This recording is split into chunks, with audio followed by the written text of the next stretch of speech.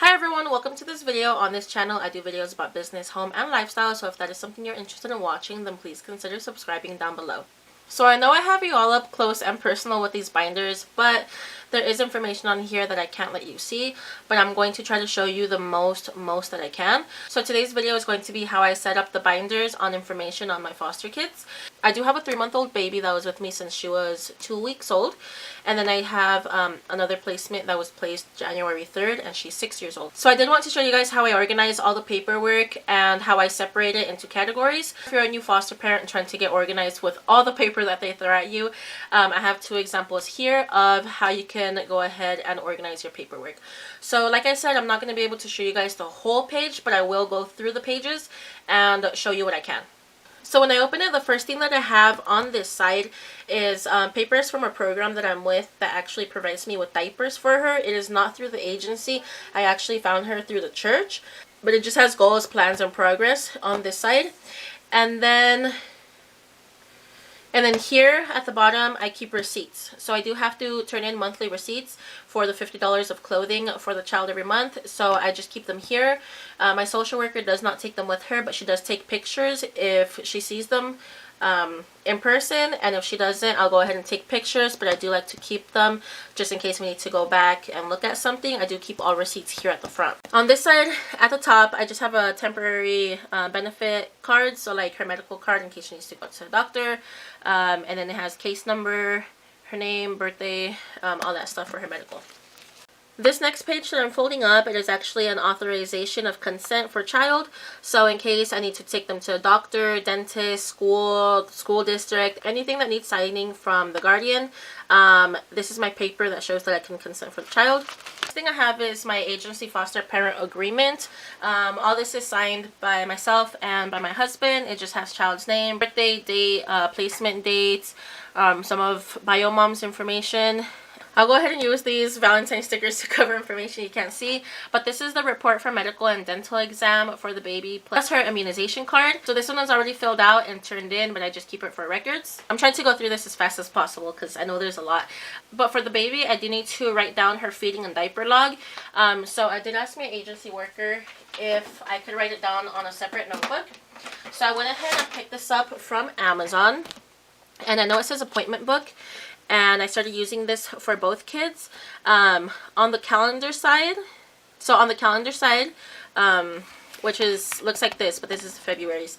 So on January, I just have written down foster visits, any notes for the day,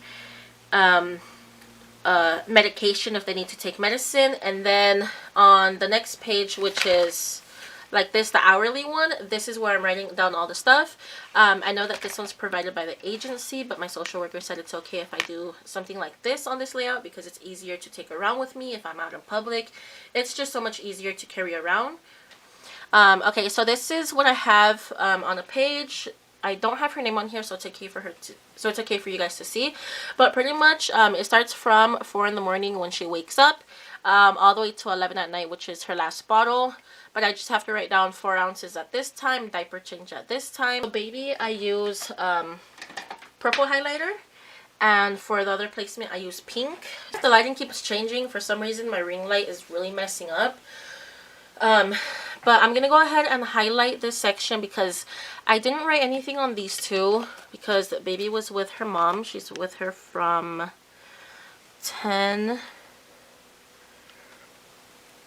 to 12. Mondays and Wednesdays. So this is where my first tab comes in, and this one is monthly progress. This is the sheet that I need to be turning in every month.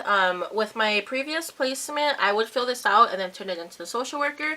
But with my new social worker, she comes to the house every month, she fills this out, and all I have to do is sign it. It's pretty much how the child was during the month, how she interacts with us and other people, if there were any dentist or medical appointments, for their age group, how much clothing we need to provide for the month, activities, and how much we need to spend, and their allowance.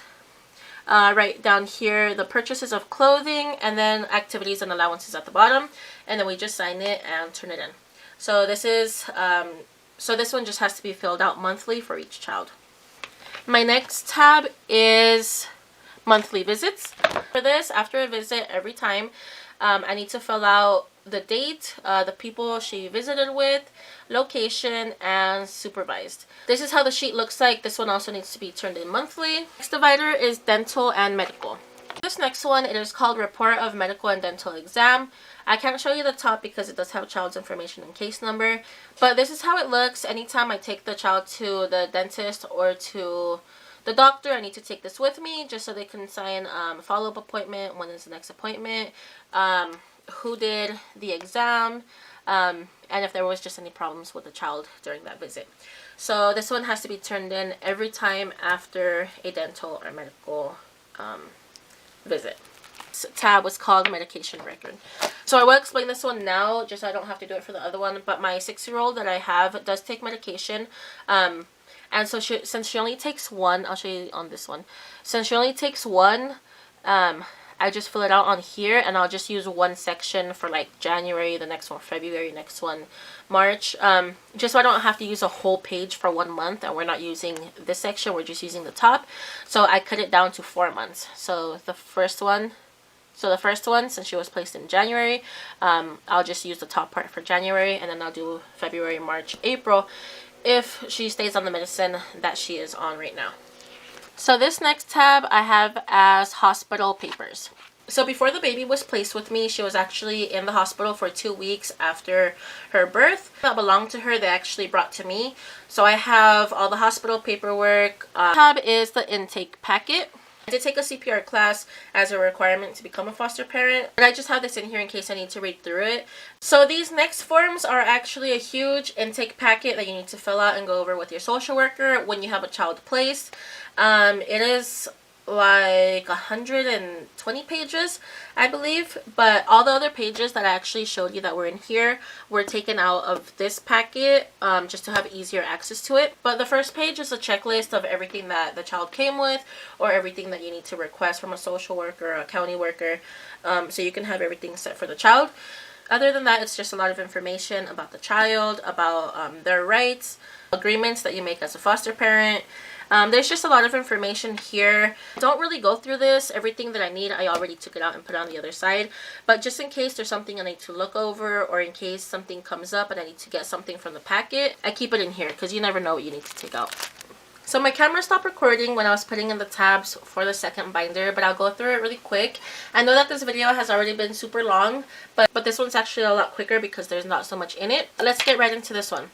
So on this side, I have paperwork that has already been turned in, as well as receipts that I keep here at the bottom. First tab that I have is placement and consent forms.